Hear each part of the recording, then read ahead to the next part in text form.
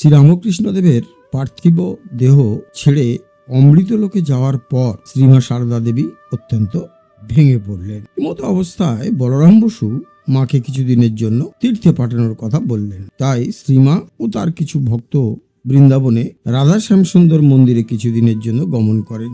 এই মন্দিরটি প্রতিষ্ঠা করেন বলরাম বসুর পিতা গুরুপ্রসাদ বসু। ওই দেবায়তনের কর্মাধ্যক্ষ দেখতে খুবই কালো ছিলেন বলে স্থানীয় লোকজন গুরুপ্রসাদ বসু প্রতিষ্ঠিত রাধা শ্যামসুন্দরের মন্দিরকে কালাবাবুর কুঞ্জ নামে অভিহিত করতেন।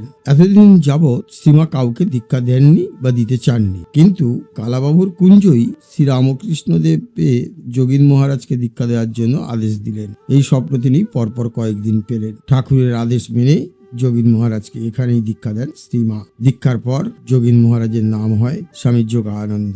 এই যোগীন মহারাজই ছিলেন মা সারদা দেবীর প্রথম শিষ্য।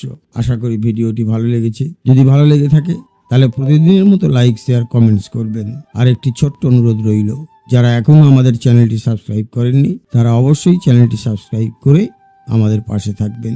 তাহলে আজকের মতো বিদায় নিচ্ছি বন্ধুরা, আবার আগামীকাল কথা হবে। নমস্কার, ধন্যবাদ।